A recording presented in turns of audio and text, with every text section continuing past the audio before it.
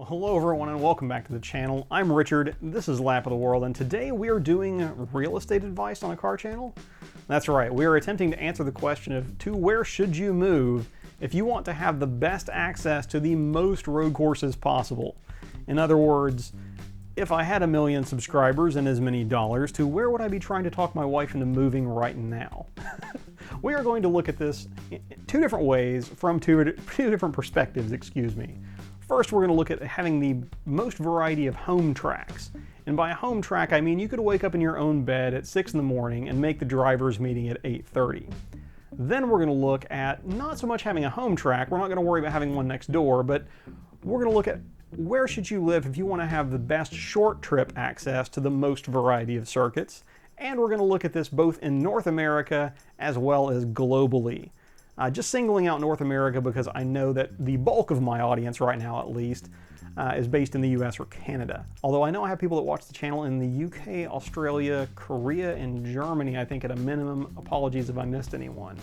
But we are going to do this all by way of the map that I built of every road course in the world, which can be found at lapoftheworld.com. If you want to pull that up in a different tab and follow along, you can.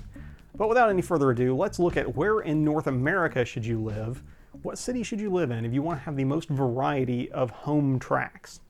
Pulling up our map, we first need to deselect a layer. There are some other racetrack maps out there, but in addition to being more complete, mine also includes tracks that have historic significance or usage, but that are currently closed or abandoned.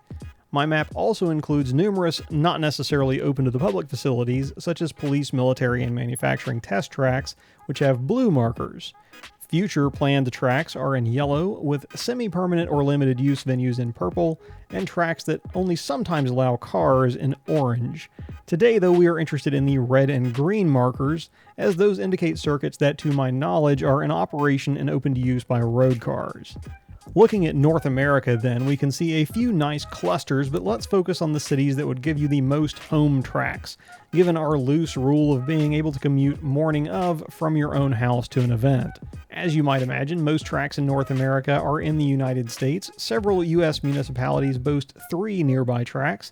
They are, in no particular order, Indianapolis, Detroit, Las Vegas, Phoenix, Meredith, New Hampshire, Los Angeles, Austin, Texas, and Dallas, Fort Worth, Texas. Seattle, Washington may join that list in the next few years if the planned Circuit of the Northwest follows through. Only one city in the US can claim more circuits than that, and it's Atlanta with 4. To get that figure, we are counting the Porsche Experience Center track, but that seems fair since an average Joe can pay money and drive a few laps there. So, in the States, the answer is currently Atlanta, at least until LG Motorsports finishes their planned track in the DFW area, and before you Angelinos start complaining, there is some case to be made if you lived north of San Bernardino that you could get to 4 tracks pretty quickly, but they are notably more spread out than they are in the ATL, where they are all less than an hour or so from downtown. However, taking North America as a whole, we actually have to go north of the border to find the home track capital of the continent. If you want to be able to leave your house and get to 5 different tracks by the time you finish your coffee and donuts, look for property north of the river in Montreal, Canada. 5 different circuits lie within my arbitrary 1-hour driving radius of the city, including the Circuit Gilles Villeneuve and Mont-Tremblant. Apologies for the pronunciation where applicable. Expanding our scope to the rest of the world, though, Montreal has nothing on the global track capital, that is the area just west of London, England. If you live somewhere around about Reading, you could in theory get to any of 13 different circuits on a morning of basis. That's the most anywhere in the world, with notable mention to Paris, France, and Buenos Aires, Argentina, with 8 and 6, quote, local tracks, respectively. Now, changing gears, let's expand our radius a bit. I'd consider a short trip to be around about 5 hours or less driving time. To me, that means I could do a full track weekend without taking a vacation day, leaving Friday after work and returning home Sunday after the last session, assuming a nominal 8 to 5 workday and track day schedule. In North and Central America, there are a few regions that show some promise. If you Habla de Español, north of Mexico City would give you a circle encompassing around 11 circuits. In the US, a home in Sin City would put you in range of 13 different tracks, including the 3 in Vegas proper. Augusta, Georgia falls in another sweet spot. Its local track, though a cool place to visit, was sadly abandoned in the 70s. But the town itself is within that 5-hour bubble of 13 circuits, 14 if you count the rarely used Hutchinson Island, 16 if you include the Porsche Experience and BMW Performance Centers, and 17 if the proposed track in Oak Ridge, Tennessee gets completed. Quick interjection, since I recorded the voiceover portion of this video, the sale of the land on which to build the track in Oak Ridge has actually been approved by their Industrial Development Board over there. So lots of work left to do, but that is one hurdle cleared towards the greater Knoxville area, East Tennessee, having its own home track. Fingers crossed.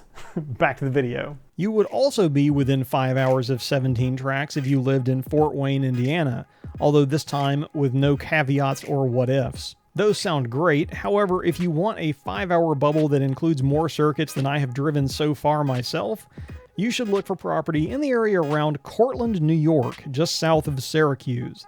That puts you in range of fully 25 different road courses, assuming the Canadians let us back in at some point in the future. 25 tracks within a half day sounds amazing, but consider this. You could find a central point in the UK that puts all 30-something of the island's tracks within a 5-hour drive in one direction or the other. However, that still pales in comparison to the track capital of the world. If you really want to spice it up with some serious track day variety, you had better start parlez-vousing the Francais and looking for property just north of Dijon, France.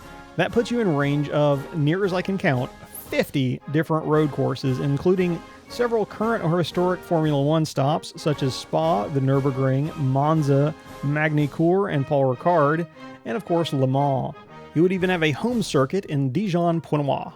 Here again, I'll give another honorable mention to Buenos Aires, central to 27 circuits, though I cannot corroborate how many of those are in operation, as information was limited on the web for many of them. One of the interesting things I found in making this map was that it seemed that nearly every settlement larger than a village in Argentina seemed to have its own circuit that met the paved with left and right turns criteria for inclusion in my count. I'll be curious to learn why that is if I ever get that far in my own journey.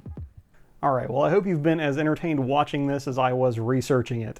And it's maybe giving you a different perspective on how many road courses are actually out there in the world, as well as where maybe you should consider seeking political asylum if things continue to go south on this side of the pond.